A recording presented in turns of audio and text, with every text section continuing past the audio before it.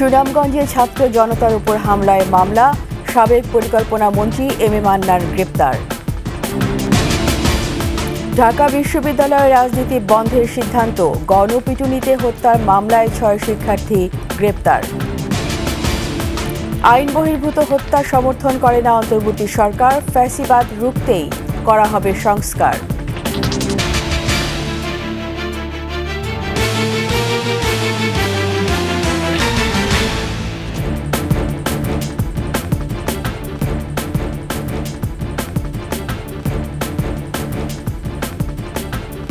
শুনছিলেন Fred security ইসলামী bank PLC সংবাদ শিরোনাম। আমন্ত্রণ 21 সংবাদে, সাথে আছি আমি রীতা চৌধুরী। দর্শক, 21 টেলিভিশনের সংবাদ একই সাথে সরাসরি দেখতে পাবেন আমাদের ফেসবুক পেজ www.facebook.com/2124 অনলাইনে। সাবস্ক্রাইব করতে পারেন www.youtube.com/21etv চ্যানেলে। সুনামগঞ্জে ছাত্র জনতার বিক্ষোভে হামলার ঘটনায় দায়ের করা মামলায় সাবেক পরিকল্পনা মন্ত্রী এম এ মান্নানকে গ্রেপ্তার করেছে পুলিশ। গতরাত 10:30টার দিকে শান্তিগঞ্জের নিজ বাসভবন থেকে তাকে গ্রেপ্তার করা হয়। পরে সুনামগঞ্জ সদর থানায় নেওয়া হয় সাবেক মন্ত্রীকে। আজ তাকে আদালতে তোলা হবে। জেলা পুলিশ সুপার গ্রেপ্তারের বিষয়টি নিশ্চিত করে জানান, গেল 4 আগস্ট সুনামগঞ্জে ছাত্র জনতার বিক্ষোভ চলাকালে যে হামলা হয়েছিল তার প্রেক্ষিতে দায়ের করা মামলার এজাহারভুক্ত আসামি হিসেবে এম এ মান্নানকে গ্রেপ্তার করা হয়েছে।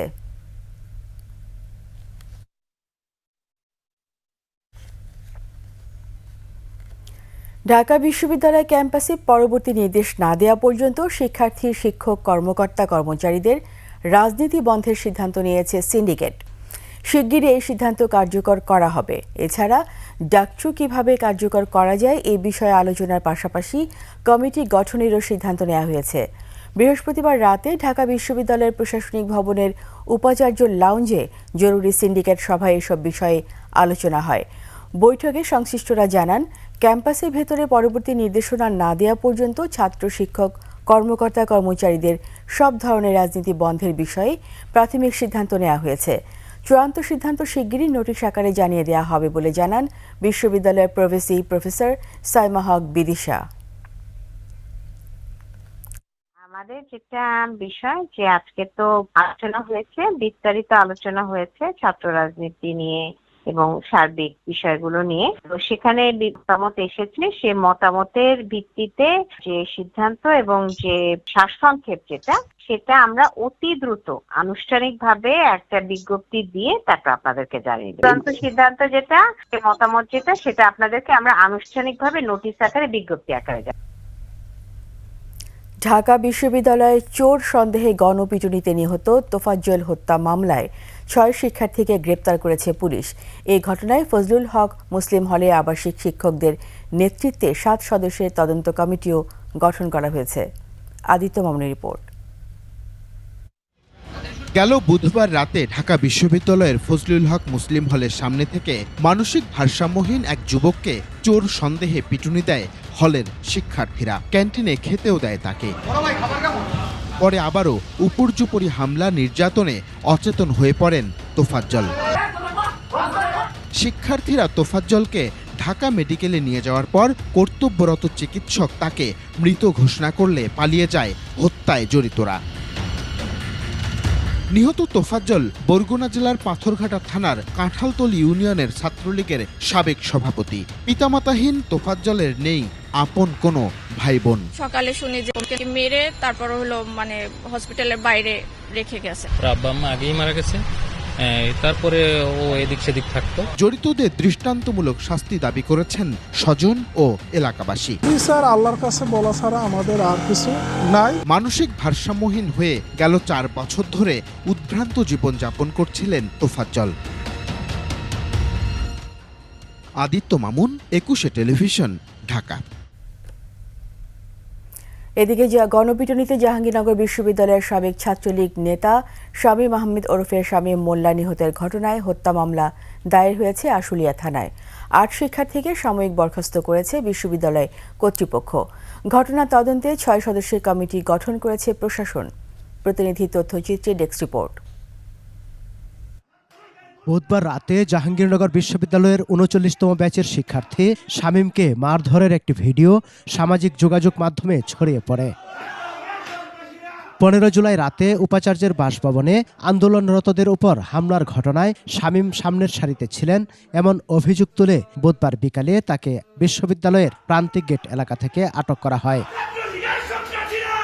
এরপর ধরে নিয়ে দেয়া হয় গণপিটুনি। রাতে তিনি চিকিৎসাধীন অবস্থায় মারা যান। এইভাবে একজন মানুষের মারতে পারে না। আমার ছেলে এত খারাপ আসার না, আমার ছেলে মানুষের উপকার করছে, অপকার করে নাই কেউ রে। ঘটনার প্রতিবাদে বিশ্ববিদ্যালয় ক্যাম্পাসে বিক্ষোভ করেন সাধারণ শিক্ষার্থীরা।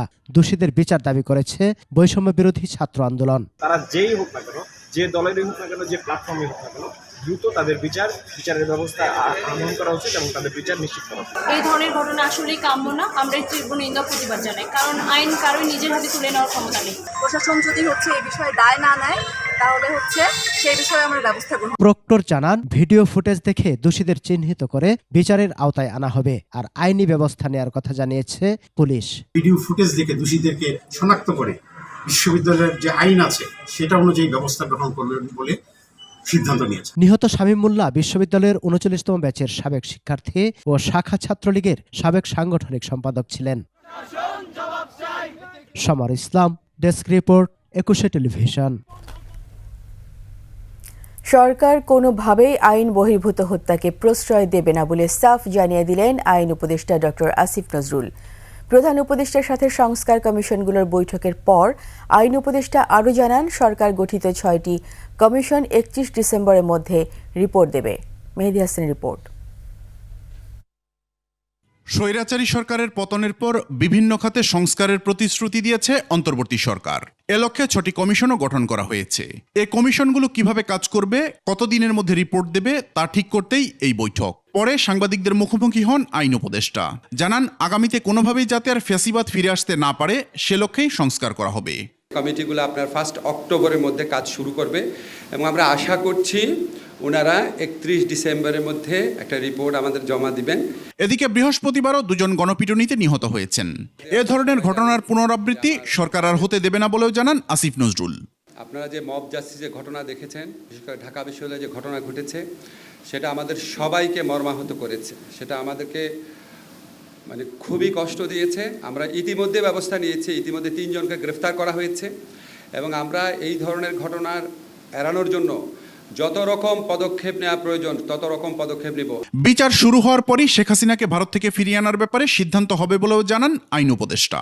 অচিরেই আপনারা দেখবেন বিচার শুরু হয়েছে। বিচার শুরু হওয়ার পর ডেফিনেটলি আমরা এক্সট্রাডিশন চাবো। মেহেদী হাসান, ২১ টেলিভিশন, ঢাকা। বেসরকারি টেলিভিশন চ্যানেলগুলোর মাথা থেকে নামল বিটিভির সংবাদ প্রচারের বোঝা। সরকারি নির্দেশে রাষ্ট্রায়ত্ত চ্যানেল বিটিভির সংবাদ অন্যান্য চ্যানেলে বিনামূল্যে প্রচারে বাধ্য করে আসছিল আওয়ামী সরকার। তথ্য সম্প্রচার মন্ত্রণালয় এই বাধ্যবাধকতা তুলে নেওয়ায় স্বস্তি ফিরেছে গণমাধ্যমে। পাশাপাশি ১৫ বছরের ক্ষতিপূরণ দাবিতে রিট করার পরামর্শ দিয়েছেন বিশেষজ্ঞরা। বিস্তারিত আকবর হোসেন সুমনের রিপোর্টে। খরচে বেসরকারি চ্যানেলে রাষ্ট্রীয় প্রচার মাধ্যম বিটিভির সংবাদ প্রচারে নীতিমালাটি বাধ্যবাধকতায় পরিণত করেছিল হাসিনা সরকার। বিজ্ঞাপন বাদ দিয়ে ১৫ বছর ধরে বিটিভির একঘেয়ে সংবাদ প্রচারে মোটা অঙ্কের আর্থিক ক্ষতির শিকার হয়েছে অন্যান্য চ্যানেলগুলো। ২০১০ সালের বিধিমালার নির্দেশনা অনুযায়ী আওয়ামী লীগ সরকারের কথিত উন্নয়ন এবং তার নিজস্ব অনুষ্ঠানগুলো প্রচারে বাধ্য ছিল বেসরকারি চ্যানেলগুলো। খুবই খারাপ একটা সিদ্ধান্ত ছিল এবং আমরা বহুদিন ধরে এটার ব্যাপারে কথা বলছিলাম, কিন্তু সেটি পারা যায় নাই। একটা আমলাতান্ত্রিক জটিলতা ছিল, সরকারের বিভিন্ন সরকারগুলোর রাজনৈতিক সদিচ্ছারও অভাব ছিল এবং এটা বোঝার মতো ছিল আর কি আমাদের কাছে। সেটি তুলে দেওয়াতে আমরা একটা স্বস্তির নিঃশ্বাস ফেলতে পারছি বলে বলা যায়। হাসিনা সরকার পতনের পর বিটিভির সংবাদ প্রচারের বাধ্যবাধকতা তুলে নেয়ায় সংবিধান অনুযায়ী মুক্ত গণমাধ্যমের যাত্রার একটি সূচনা হলো, এমনটাই মনে করছেন বিশেষজ্ঞরা। এই কর্মঘণ্টা, এই যে বিজ্ঞাপনের আওয়ার, এই যে সংবাদের আওয়ার, সব মিলিয়ে তারা কম্পেনসেশন যেন একটা রিড করতে পারে। আমি স্বাগত জানাই আজকে যে এটিকে তুলে নেওয়া হলো, যে বাধ্যবাধকতা নাই। আর ২১ টেলিভিশনের চেয়ারম্যান ও সিইও আব্দুস সালাম বাধ্যতামূলকভাবে বিটিভির সংবাদ প্রচারের বিরোধিতা করেছিলেন। বাধ্যতামূলকভাবে বিটিভির নিউজ প্রাইম টাইমে প্রতিটা চ্যানেলকে ক্যারি করতে হবে। তখন আমি প্রথম এটার প্রোটেস্ট করি। আমি এটা কোন ধরনের কথা, আপনি প্রাইম টাইমে অযাচিতভাবে আপনি চাপাই দেবেন এই year time, who will bear the cost and all this, এটা তো ঠিক না। তার সাথে আমার ফাইট হয়। আমি বলছি না, প্রাইম টাইমে দিলে অ্যাকচুয়ালি সব টেলিভিশন স্টেশনের ক্ষতি হবে। বিটিভির রাহুমুক্ত হওয়ায় গণমাধ্যমের প্রতি স্যাটেলাইট টেলিভিশন চ্যানেলগুলোর দায়িত্ব আরও বেড়ে গেল বলে মন্তব্য তাদের। বিটিভি তো মানুষ দেখতো না, যার কারণে বাধ্য করতো বিটিভি দেখানো। কি দেখানো হতো? ঘৃণা দেখানো হতো, হ্যাট্রেট দেখানো হতো। আকবর হোসেন সুমন, 21 টেলিভিশন, ঢাকা। মুক্ত মত প্রকাশে ভূমিকা রাখে মুক্ত গণমাধ্যম, কিন্তু হাসিনা সরকারের সময় অবরুদ্ধ সব পেশার মতোই ধ্বংস হয়েছে সাংবাদিকতা। 21 টেলিভিশনকে এমন আক্ষেপের কথা জানালেন হোয়াইট হাউস ও জাতিসংঘের স্থায়ী সংবাদদাতা মুশফিকুল ফজল আনসারি। আক্ষেপ প্রকাশ করেন বিগত সময়ের দালালি সাংবাদিকতায়। এখান থেকে বেরিয়ে মানবাধিকার ও গণতন্ত্রের জন্য নির্ভীক সাংবাদিকতায় আস্থা রাখতে চান তিনি। আরও জানাচ্ছেন প্রণব চক্রবর্তী। সাবেক স্বৈর শাসনের সময় দেশের বাইরে আন্তর্জাতিক প্ল্যাটফর্মে যারা দেশের জন্য নিরন্তর কাজ করেছেন তাদের একজন নির্ভীক সাংবাদিক মুশফিকুল ফজল আনসারি। শেখ হাসিনার একনায়কতন্ত্রের বিরুদ্ধে গুরুত্বপূর্ণ প্রশ্নে নজর কেড়েছেন হোয়াইট হাউস ও জাতিসংঘের স্থায়ী সংবাদদাতাদের। এক যুগ পর দেশে এসে কথা বলেছেন 21 টেলিভিশনের সাথে।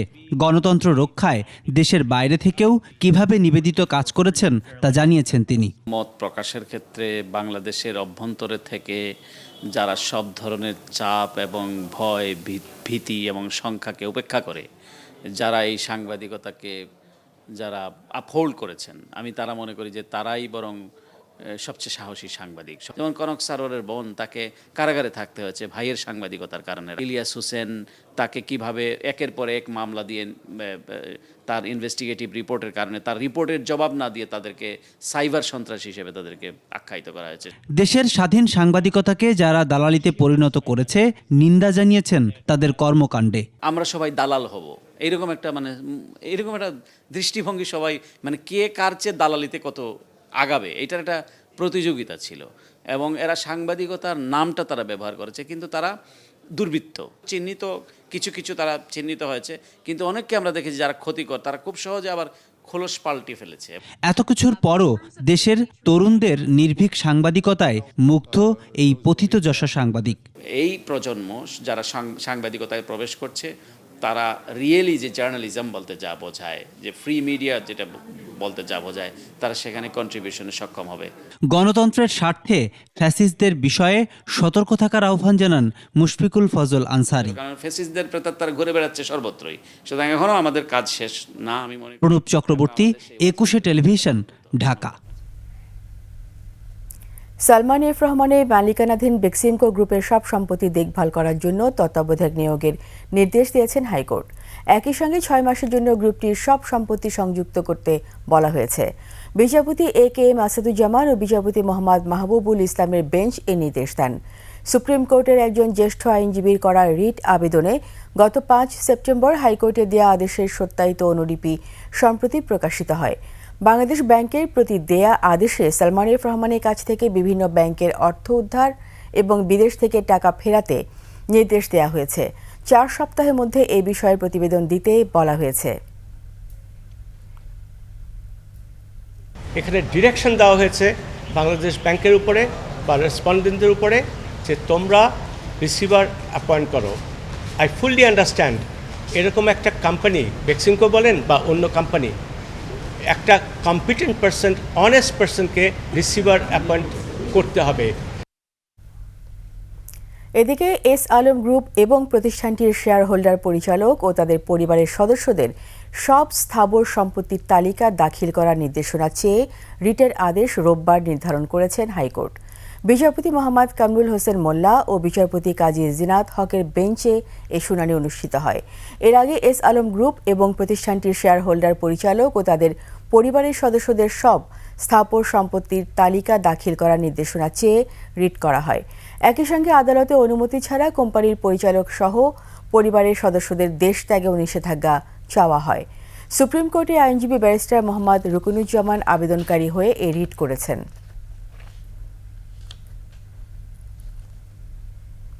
দুর্নীতি লুটপাটে বেপরোয়া ছিলেন সাবেক প্রধানমন্ত্রী শেখ হাসিনার ভাসুরের ছেলে তানজিবুল ইসলাম শামীম। রংপুরে পীরগঞ্জের সাবেক পৌর মেয়র শামীম পৌরসভাকে ব্যবহার করেছেন ব্যক্তিগত প্রতিষ্ঠান হিসেবে। তার কথাই ছিল আইন। জমি কেনা, টেন্ডার বাণিজ্য ছাড়াও কর্মকর্তাদের বদলি বাণিজ্য করে কয়েকশো কোটি টাকার মালিক তিনি। রংপুর বিভাগীয় প্রতিনিধি লিয়াকত আলী বাদলের তথ্য ও আলী হায়দার রানীর ছবিতে ডেস্ক রিপোর্ট। পীরগঞ্জের ফতেপুরের এই আলিশান বাড়ির মালিক সাবেক প্রধানমন্ত্রী শেখ হাসিনার ভাসুরের ছেলে তানজিবুল ইসলাম শামীম। ছিলেন পীরগঞ্জের মেয়র ও উপজেলা আওয়ামী লীগের সাধারণ সম্পাদক। পীরগঞ্জ উপজেলায় যত উন্নয়ন কাজ হয়েছে তার প্রায় সবগুলো কাজের ঠিকাদারি করেছেন বেনামে। কাজ না করেই হাতিয়ে নিয়েছেন কোটি কোটি টাকা। ঢাকা ও চট্টগ্রামের পোশাক কারখানা, রাজধানীর বিভিন্ন অভিজাত এলাকায় 10 থেকে 12টি হাই ডিলাক্স ফ্ল্যাটেরও মালিক শামীম। পীরগঞ্জ মডেল মসজিদ, শেখ কামাল আইটি কেন্দ্র, পৌর ভবন নির্মাণ, বরেন্দ্র প্রকল্পের বিভিন্ন কাজের ঠিকাদারি, নদী খননের নামে লুটপাট করেছে শামীম। পীরগঞ্জ পৌরসভার যে কোনো কাজ করতে হলে শামীমকে দিতে হতো আগাম 6%। পরপর 2 দফা ভোট ডাকাতি করে মেয়র হয়ে এমন কোনো অপকর্ম নেই যা করেননি। পীরগঞ্জ মহিলা কলেজ, করিমুন্নেসা সহ 5টি কলেজে গভর্নিং কমিটির সভাপতির পদ দখল করে রাখেন 15 বছর ধরে। শিক্ষক কর্মচারী নিয়োগের নামে করেছেন বাণিজ্য। প্রাকৃতিক হিমাগার তৈরির কয়েক কোটি টাকা অনুদান নিয়ে আত্মসাৎ করেছেন শামীম। এলজিইডির নির্মাণ করা রাস্তাকে পৌরসভার দেখিয়ে ভুয়া প্রকল্পে লুটে নিয়েছেন শত কোটি টাকা। শামীমের অপকর্ম অনুসন্ধানে পৌর ভবনে যান 21 টিম। ক্যামেরা দেখে পালানোর চেষ্টা করেন 12 বছর ধরে পৌরসভার নির্বাহী কর্মকর্তা হাবিবুর রহমান। তবে ধরা পড়েন সাধারণ মানুষের হাতে। পৌরসভা চলে তার নির্দিষ্ট আইন এবং বিধির আলোকে, বিধির বাইরে আমরা কোনো কাজ করি না। গডফাদার শামীমের ছিল নিজস্ব বাহিনী। বিএনপি ও জামাত নেতা কর্মীদের নামে গণমামলা আর ধরে নিয়ে টাকা আদায় ছিল নিত্য নৈমিত্তিক ঘটনা। তার কথা মতো চলতো থানা, পুলিশ সহ জেলা উপজেলা প্রশাসন। উনি যে দুর্নীতি অনিয়মগুলা করছে, আমরা কাউন্সিলররা মনে করেন যে আমরা তার কাছে একদম একটা তুচ্ছ বিষয়, কিছুই না তার কাছে। আর কিছু পিএস ছিল, তাদেরকে নিয়ে যে কাজগুলো করে অনিয়ম যে অব্যবস্থাপনা সেগুলো নিয়ে করেই যাচ্ছে, কারণ উনি প্রধানমন্ত্রীর ভাইস্তা, এগুলো কাউকে ডরায় না। আমরা বারবারই কিন্তু এটার ব্যাপারে কথা বলিও আমরা কোনো এখানে সুরাহা পাইনি। আমরা সাংবাদিক সম্মেলন করছি। পীরগঞ্জ পৌরসভার কাউন্সিলররা শামীমের অপকর্মের প্রতিবাদ করলে তাদের নানাভাবে হয়রানি ও মিথ্যা মামলা দেয়া হতো। অনেক অনিয়ম দুর্নীতির মাধ্যমে পীরগঞ্জ পৌরসভা আমাদের পরিচালিত হয়ে আসছে। আমরা অচিরে এই কাজগুলো এবং এই দুর্নীতিগুলো বিচার চাই। অন্যের জমি, বাড়ি দখল সহ আরও অভিযোগ রয়েছে শামীমের বিরুদ্ধে। Masum আলিসা, desk report, 21 television. এই সাথে শেষ করছি 21 সংবাদ। যাবার আগে ফার্স্ট সিকিউরিটি ইসলামী ব্যাংক পিএলসি সংবাদ শিরোনামগুলো আরও একবার। সুনামগঞ্জে ছাত্র জনতার উপর হামলায় মামলা, সাবেক পরিকল্পনা মন্ত্রী এম এ মান্নান গ্রেপ্তার। ঢাকা বিশ্ববিদ্যালয়ে রাজনীতি বন্ধের সিদ্ধান্ত, গণপিটুনিতে হত্যার মামলায় 6 শিক্ষার্থী গ্রেপ্তার। আইন বহির্ভূত হত্যার সমর্থন করে না অন্তর্বর্তী সরকার, ফ্যাসিবাদ রুখতেই করা হবে সংস্কার।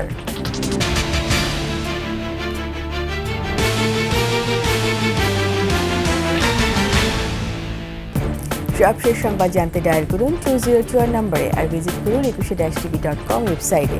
এছাড়া ফেসবুকে ভিজিট করতে পারেন www.facebook.com/2124 অনলাইনে। সাবস্ক্রাইব করতে পারেন www.youtube.com/21atv চ্যানেলে।